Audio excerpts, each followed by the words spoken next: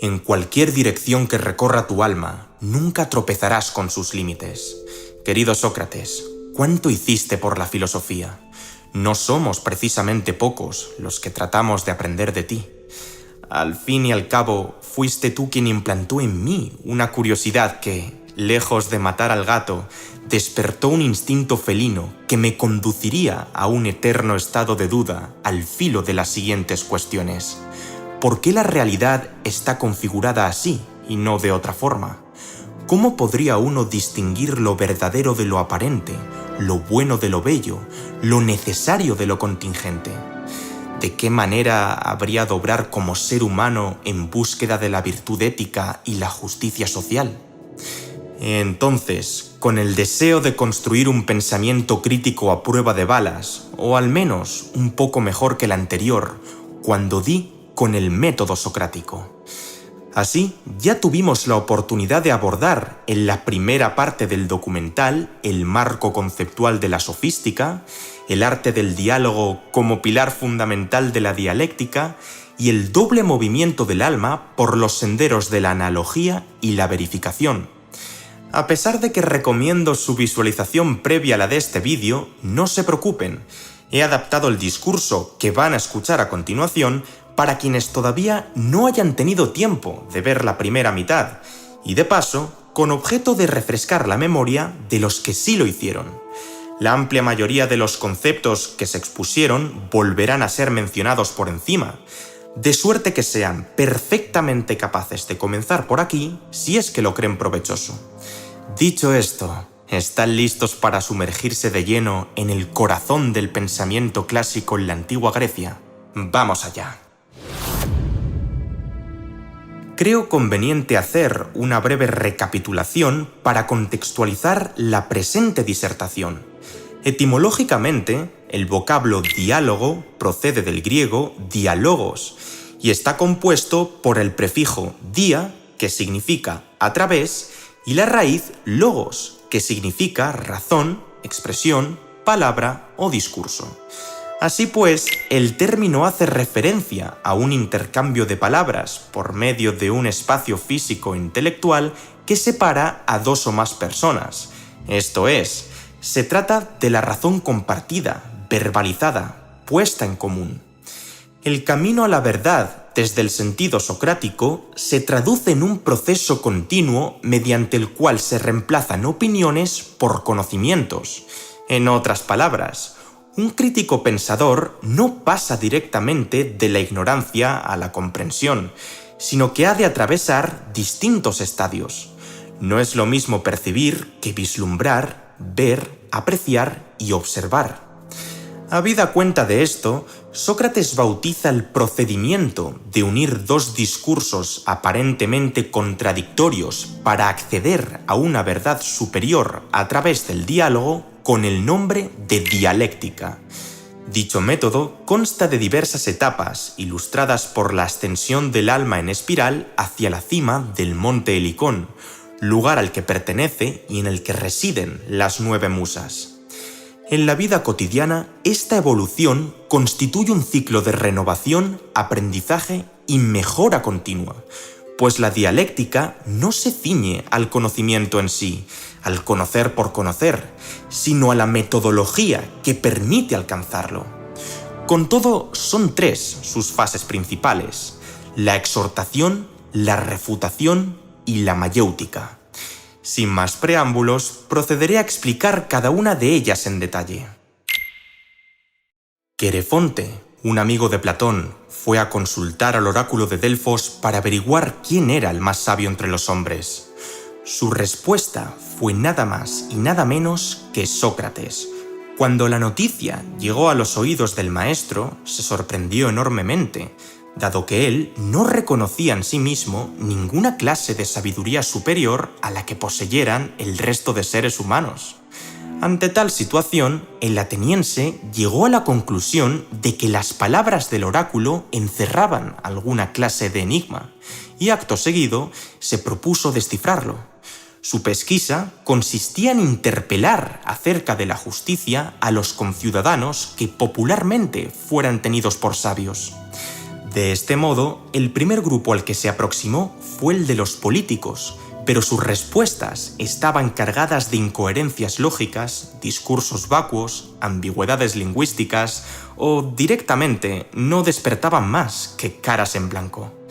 A la postre, la personalidad del político medio reflejaba insuflados aires de grandeza, un desequilibrado sentido de sapiencia y, cómo no, la tendencia a resolver conflictos pese a no estar realmente preparado para ello. A continuación, Sócrates prosiguió su labor con los poetas. Por lo general, ellos solían recitar cosas profundas y maravillosas. No obstante, el filósofo se percató de que eran incapaces de argumentar lo que decían frente a sus cuestionamientos, porque no eran sus palabras las que expresaban al hablar, sino las de las musas. De ahí que no comprendieran el sentido de los dichos que sus propias voces enunciaban con elegancia y donaire.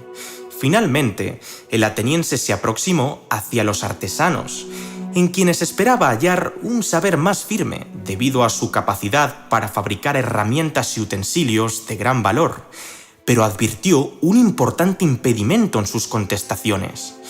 Por el simple hecho de conocer todo lo que respecta a sus especialidades, los productores creían ingenuamente saber también de todo aquello que estuviera fuera de las mismas.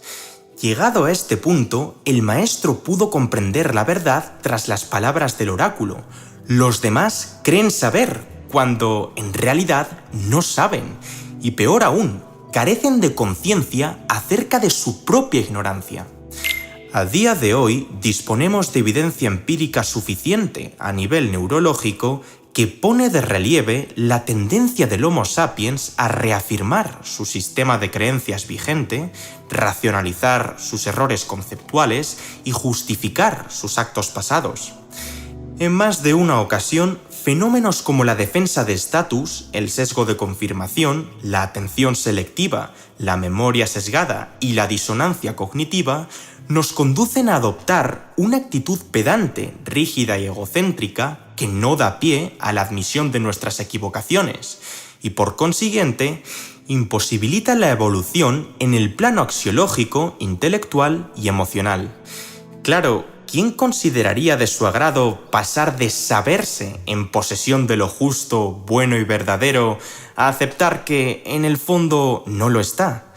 No cabe la menor duda de que una de las frases más célebres de Sócrates y de la filosofía en general es «Solo sé que no sé nada». ¿Qué se podría extraer en claro en vistas a dicha declaración, tan difusa y recóndita allá donde sea examinada? Bien, sería apropiado introducir el término exhortación en primera instancia, que quiere decir incitar a una persona a hacer una cosa o actuar de cierta manera mediante razones o ruegos. Lo que el ateniense busca exhortar en sus discípulos es la idea de que, paradójicamente, la sabiduría procede del reconocimiento de su ignorancia. La adopción del precepto latino ignoramus et ignorabimus, el cual se traduce como desconocemos y desconoceremos, consta como un toque de corneta a la conciencia, una mirada desde el telescopio de la prudencia, un inspector de los impulsos ególatras, obstinados y totalitarios que nos empujan al terreno escabroso del «yo sé de lo que hablo, siempre tengo la razón y llevo conmigo la ciencia». Ya no es solo que actuar con impoluta correspondencia, en términos aristotélicos, decir de lo que es y de lo que no es, sea poco menos que imposible debido a la limítrofe, confinante y acotada naturaleza del lenguaje para expresar la realidad o parte de ella con exactitud, así como a la amalgama de sesgos y heurísticos inherentes a nuestro aparato cognitivo que nos conducen a distorsionarla. En adición, estamos hablando de una actitud ingenua por parte de algunos individuos que presuponen que su noción de lo bueno, lo justo y lo bello es siempre acertada. A grandes rasgos, el enfoque que uno ha de adoptar para con la postura del ignoramus no consiste en preguntarse si se está equivocando en algo o no, sino más bien cuándo, cómo, por qué y en qué se está equivocando. ¿Qué puedo estar haciendo mal sin apenas percatarme? ¿Qué situación ha despertado en mí conductas que me alejan de la virtud? ¿En qué creencias me estoy aferrando ciegamente sin haberlas sometido a un examen crítico, riguroso y objetivo? Al principio, recordarse a uno mismo que no todo lo sabe podría traducirse en una sensación de sufrimiento, evocada por la ausencia de una dimensión superior. Ansiamos respuestas universales, definitivas y categóricas, a la par que tendemos a rechazar preguntas ambivalentes, complicadas y disruptivas. Sin embargo, una vez superada esa fase crítica en la que uno se ve indefenso ante la incertidumbre, la exhortación permite al individuo iluminar sus zonas erróneas, sanar sus vicios y suplir sus carencias. Es probable que ni uno ni otro sepamos nada que tenga valor, pero este hombre cree saber algo y no sabe. En cambio yo tampoco creo saber, así como, en efecto, no sé. Así pues, parece que, al menos, soy más sabio que él en esta misma pequeñez. Acorde al autor, la mala ignorancia no consiste en no saber per se, sino en seguir ignorando lo que uno sabe que ignora.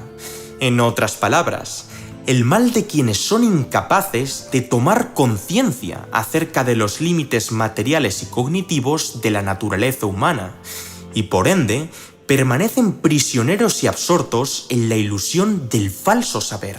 Esa es la enfermedad más terrible para Sócrates: ignorar la ignorancia. El reconocimiento de la propia ignorancia implica reconocerse, esto es, volver a conocerse desde una perspectiva distinta, en la que el amor hacia la sabiduría pueda florecer. A fin de cuentas, ahí reside precisamente la esencia de la filosofía, término compuesto por las raíces philos, que significa amor, y sophos, que significa sabiduría. El verdadero amor hacia el saber requiere la capacidad de asentir. No todo lo sé, y no todo lo que sé es así, ni del ser en sí. Solo sé que no sé nada.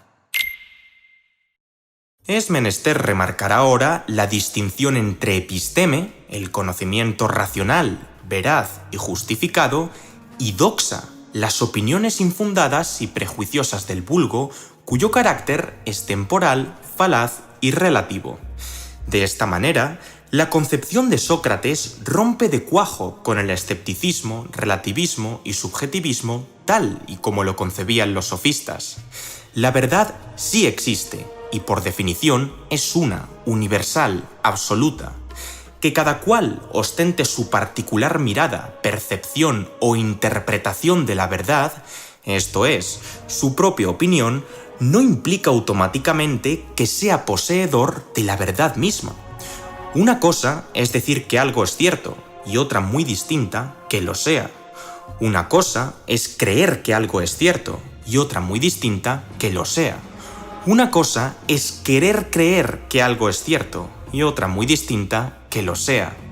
Una cosa es que todos crean que algo es cierto, y otra muy distinta que lo sea. Y una cosa es no saber lo que es cierto, otra muy distinta que todo o nada sea cierto. Lo mismo se aplicaría en la justicia y la moral. Bajo este marco, la refutación es un proceso mediante el cual el sujeto se deshace de sus ideas erróneas a través de un diálogo concreto que posibilite la ascensión de su conciencia. En este sentido, la purga se lleva a cabo mediante un interrogatorio en el que la solidez de su ideario es puesta a prueba en pos de filtrar el componente doxológico del epistémico, y de esa manera que el individuo acceda a pensamientos cada vez más claros y puros. Mientras que la antecámara exhortativa del ignoramus da origen al amor por la sofía, la segunda conduce a la voluntad necesaria para la autosuperación. El verdadero enemigo del hombre es su resignación de lo mal sabido, de lo que desconoce y de lo que desconoce que sabe mal, Puesto en palabras llanas, dejar de cultivar el anhelo de mejora, renunciar a la metamorfosis del espíritu, renegar la propia capacidad de transformación a grito de «yo pienso así y así pensaré», «yo actúo así y así actuaré», «yo soy así y así seré», es, según Sócrates, equivalente a estar muerto en vida. El saneamiento tiene por objeto que nos liberemos de los prejuicios para construir juicios, que abandonemos la doxa para acercarnos a la episteme y, en definitiva, que dejemos ir al sofista que habita en nosotros. ¿Y cómo se lleva a cabo dicho proceso? Pues el retrato general proyecta a Sócrates hablando con personas que tuvieran la reputación de disponer de algún conocimiento sólido o que mostraran interés en la temática específica del diálogo. En el estilo clásico, el maestro planteaba una disyuntiva del estilo ¿qué es X? Por ejemplo, ¿qué es la justicia? Y a medida que el interlocutor respondía, se le formulaban más y más preguntas hasta que, finalmente, acababa por refutarse la definición que habían ofrecido originariamente.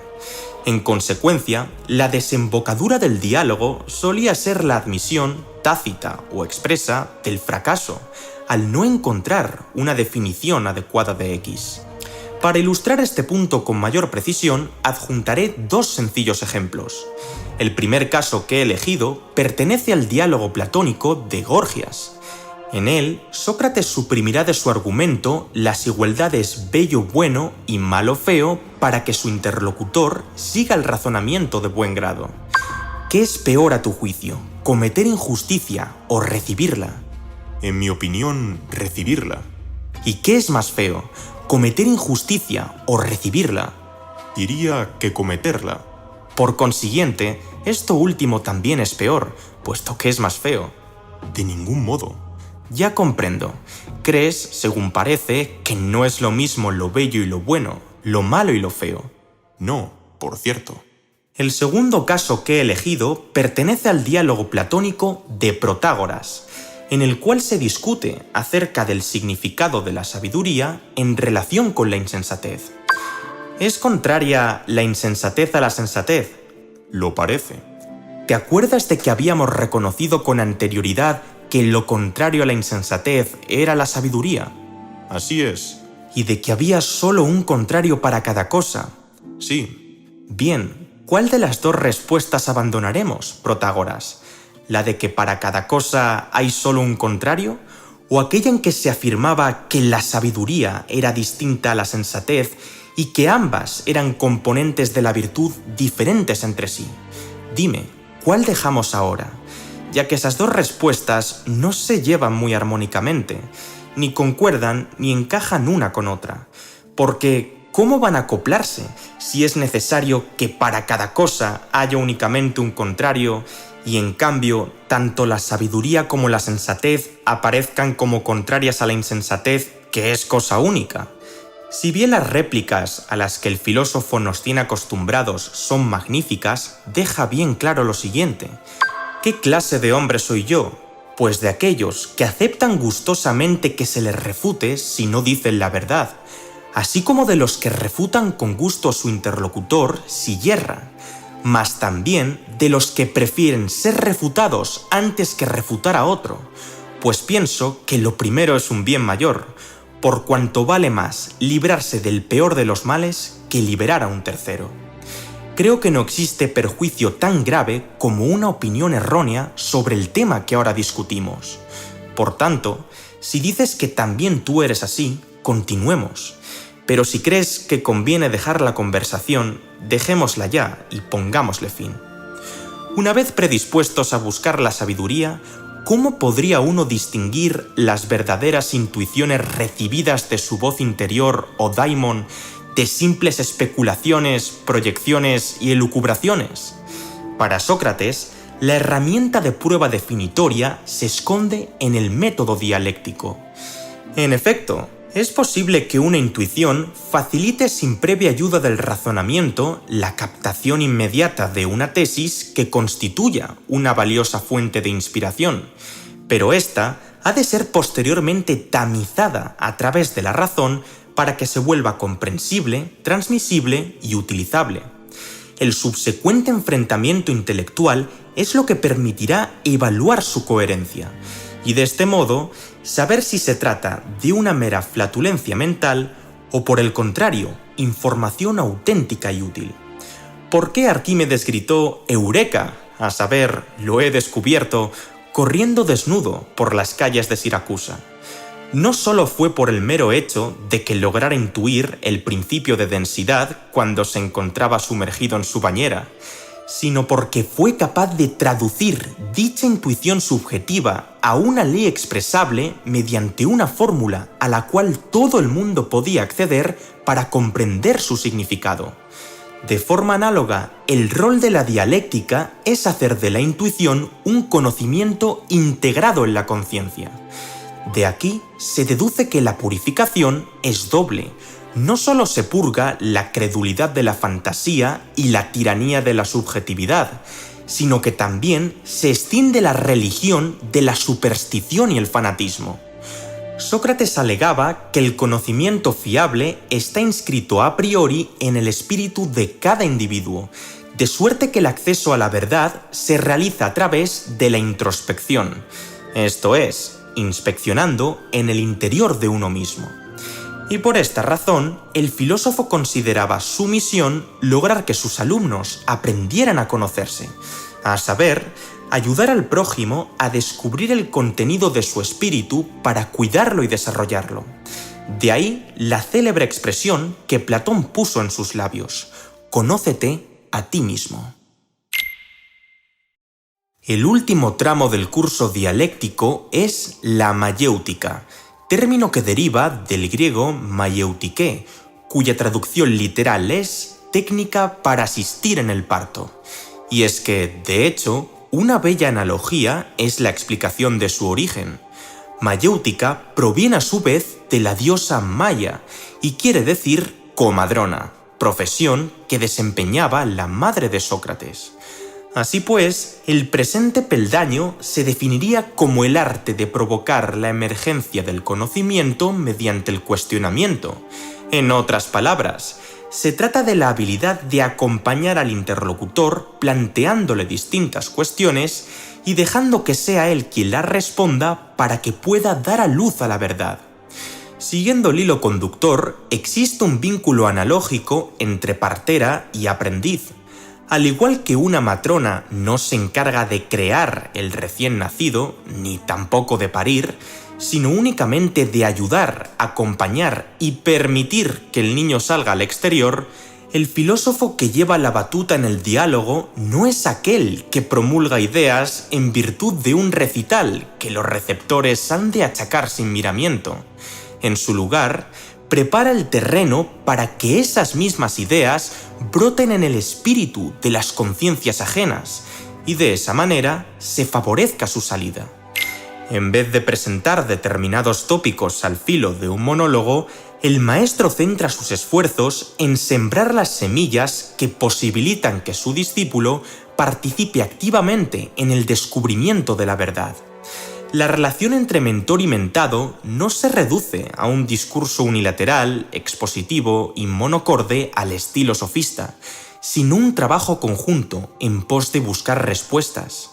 Y es que no es el hecho de saber más lo que convierte a alguien en maestro desde el sentido socrático, es su capacidad de acompañar a otra persona en la persecución del saber. Sí, el docente tiene experiencia y un dominio técnico más avanzado en la investigación, pero actúa como guía y no como un instructor. Normalmente, el método socrático concierne a dos interlocutores en cada turno, uno que lidera la discusión y otro que asiste conforme a ciertas conjeturas que se le muestran para su aceptación o rechazo. Cuando uno expresa una idea, la está haciendo expresa en contraposición a tácita, esto es, la está sacando de sí mismo para ganar margen de conciencia sobre ella. La está expulsando desde su interior en aras de colocarse a distancia suficiente como para poder contemplarla, observarla, analizarla y juzgarla.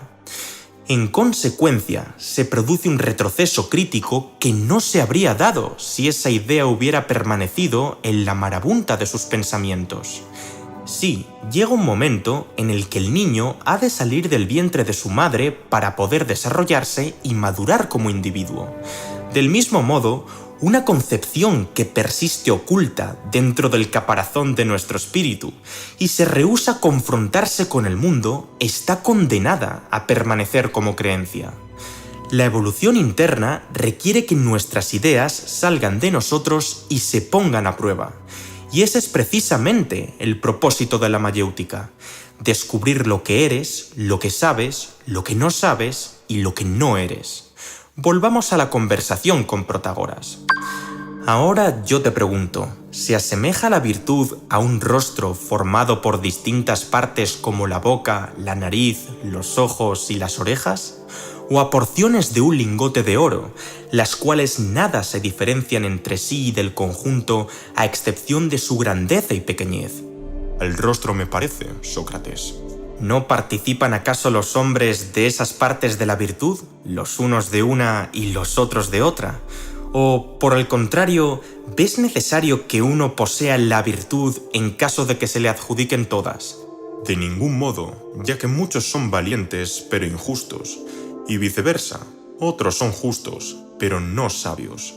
Con que son partes de la virtud la sabiduría y la valentía, y en efecto cada una de ellas es distinta de la otra. Eso es. Entonces, así como las partes de la cara disponen ambas también de sus propias facultades, verbigracia no es el ojo como los oídos, ni tampoco sus funciones. Claro. Dicho así, ninguna otra parte de la virtud es como la ciencia, ni como la justicia, ni como el valor, ni como la sensatez, ni como la piedad. También me gustaría adjuntar uno de mis diálogos favoritos a modo de resumen. ¿Qué has venido a hacer a la plaza tan temprano, Platón? Yo estaba por irme. Pasé la noche observando la frescura de la oscuridad en el momento en el que se ve arrebatada por el cálido amanecer. ¿Por qué la pregunta, Sócrates? No esperas que responda, ¿verdad? ¿O quieres comenzar a interrogarme a mí primero esta mañana? Ea, pues, mi preocupación no es la muerte, sino cuánto han crecido en mí todos mis interlocutores. Yo no soy lo suficientemente verdadero para decir siempre la verdad. Imagínate si siempre dijera la verdad. Ahora mismo todas mis palabras tendrían que ser puramente verdaderas. Hasta la descripción que he hecho sobre el amanecer no admitiría imperfecciones, tal que palabra y objeto se correspondieran con tanta precisión que los mismísimos dioses tuvieran que adaptarse a mi discurso. ¿Entiendes lo que digo? Por supuesto, si dices siempre la verdad, no habría lugar alguno para la falsedad. Entonces, tu ironía sería el rostro de la seriedad, amiga de la verdad. ¿Crees que si dijeras la verdad tendrías la oportunidad de preguntar por ella? ¿No sería esto ridículo? ¿Pero en qué momento la verdad es conocimiento? ¿No es cierto que hay verdad, pero también ignorancia? ¿No es acaso la ignorancia una verdad? ¿Qué sucede cuando se ignora la verdad? Deja de ser lo que es. Yo creo que se ignora la verdad. Déjame que te explique. Por ahora, no sé si la verdad existe o no, ni si lo que digo es verdad. Parto de la impresión que tengo sobre las cosas, pero yo no soy la verdad. ¿Cómo puedo comprobar que digo la verdad, Sócrates? Exactamente a eso me refiero. ¿Qué sucede con la verdad? ¿Es necesaria o no lo es? ¿La necesitamos o debemos conocerla para vivir seguros?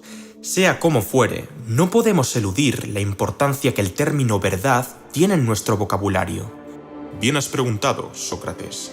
Si la verdad no desaparece de nuestro inconsciente colectivo, es señal de su existencia y de que no podemos abandonarla. ¿Estás de acuerdo con esto? No lo sé. Ha llegado el momento de partir. Después volveré al ágora para pensar en la verdad y su carácter de evidencia. Pronto charlaremos. Adiós, Platón. Si uno analiza los diálogos platónicos, un claro exponente del método de elencos, se podrá dar cuenta de que la mayoría de ellos terminan sin llegar a una definición que satisfaga el dilema inicial de la conversación. ¿Qué es X? No obstante, se extraen por el camino pepitas conceptuales que acaban despejando otras disyuntivas no menos relevantes en relación con la principal. ¿Qué no es X? ¿O es X distinto de Y? En cualquier caso, de dilucidar una tesis T sub 1, sería menester volver a confrontar dicho universal con una antítesis T sub 2 y con lo particular para ver en qué medida lo inteligible y abstracto se ajusta a lo sensible y concreto. Esto pone de manifiesto que la actitud socrática implica una revisión continua de lo que uno conoce y tiene por conocer. En definitiva, el diálogo no es una técnica atada a las circunstancias y cuyo procedimiento se canoniza a través de indagaciones y presentaciones. No se denomina mentor a quien transmite un tipo de conocimiento específico a un alumno más o menos receptivo, acaparando con ello la cuasi totalidad del espacio verbal en la interacción. A la inversa, la subsecuente relación es la de dos autoconciencias que se comunican para llegar a un estado de verdad superior al que habrían alcanzado por separado. El ejercicio del pensamiento pasa por la verbalización, la puesta en práctica, la formulación. Esto es lo que permite, en última instancia, la eclosión de la episteme. Si bien el método socrático se remonta al siglo V a.C., haciendo originariamente especial hincapié en asuntos éticos y morales, ha evolucionado bajo diversas formas y por lo tanto sigue siendo vigente hoy en día en multitud de ámbitos, entre los cuales destacaré el que mayor vínculo posee con respecto a la tónica habitual del canal, la psicología clínica. Con independencia del modelo teórico de psicoterapia que se ponga en marcha, la aplicación del método socrático se plantea como una estrategia para movilizar y aprovechar los recursos del propio paciente con miras a lograr su recuperación y mejoría. Por ejemplo, en la corriente cognitivo-conductual, el sujeto comienza exponiendo un pensamiento irracional que le genere sufrimiento o una creencia desadaptativa a la que esté fuertemente arraigada. Véase, soy un inútil, me merezco lo peor o no se puede confiar en nadie.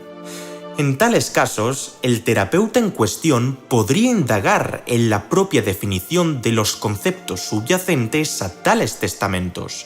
Verbigracia preguntando al paciente: ¿qué consideras tú que es la utilidad, el merecimiento o la confianza? Asimismo, cabría examinar en qué situaciones de su vida cotidiana aparecen tales ideas limitantes, así como averiguar cuáles cree esa persona que serían las consecuencias de ser lo que dice que es, a qué piensa que se debe, etc. Llegará un punto en el que dicho paciente sea incapaz de hacer una introspección más profunda y, en consecuencia, se reconduzca la sesión formulándole si podrían existir interpretaciones alternativas respecto a lo que está pasando, tal que pueda reconstruir su hebra narrativa y visión de la realidad de forma más adaptativa, acorde a su contexto y capacidades. Otro tipo de terapia dentro de los modelos fenomenológico-existencialistas que emplea el método socrático es la logoterapia, la cual está centrada en la búsqueda de un propósito o sentido vital. En este aspecto se trabajan valores y percepciones que den pie a que el sujeto se descubra a sí mismo, desarrolle un locus de control interno, genere rutas alternativas, etc. Por supuesto, no podríamos dejar atrás el papel del método socrático en la educación. Mi opinión personal va muy en línea con lo mencionado anteriormente. Un buen profesor no se limita única y exclusivamente a exponer delante de la pizarra como si de una conferencia o sermón se tratara, perpetrando una autocracia verbal mientras el resto de alumnos permanecen callados en sus pupitres atendiendo y replicando bloques de información. Es necesaria la implicación del educador a la hora de construir un diálogo que fomente el interés, la participación y la cooperación de los estudiantes, tanto entre ellos como con el docente. Por supuesto, Que el estilo sea más o menos socrático dependerá de la asignatura en cuestión, así como el contenido que se esté impartiendo en un momento determinado. Eso sí, conviene anotar algunos de los pluralísimos interrogantes que alimentan la presente iniciativa. ¿Por qué consideras esto tan importante? ¿Qué quieres decir realmente con aquello? ¿Quién o qué ha podido influir en tu opinión? ¿Cuáles han sido tus asunciones previas? ¿Cómo has llegado a esa conclusión? ¿Cómo podrías saber que lo que dices es verdad? ¿Qué consecuencias tendría que te equivocaras? ¿Hay una alternativa ante lo que planteas? No será en este documental donde me explaye acerca de las virtudes y defectos del sistema educativo actual, pero estaría encantado de realizar una pieza al respecto en caso de que la audiencia lo demandara en la caja de comentarios. A la postre, si el método socrático está clasificado como un gran logro de la humanidad, es porque hace de la investigación lógica, epistemológica y moral una empresa humana general y abierta a todos. Su práctica no requiere ninguna adhesión a un sistema filosófico determinado, ni tampoco la adquisición de un vocabulario técnico o el dominio de una técnica especializada. Más bien, se exige por parte de los interlocutores el sentido común y, desde luego, la disposición a admitir los propios errores con propósito de crecer. Me despido, pues, con una cita que el ateniense dejó para la posteridad. Cualquiera que sostenga una opinión verdadera sobre un tema que no entiende es como un hombre ciego en el camino correcto.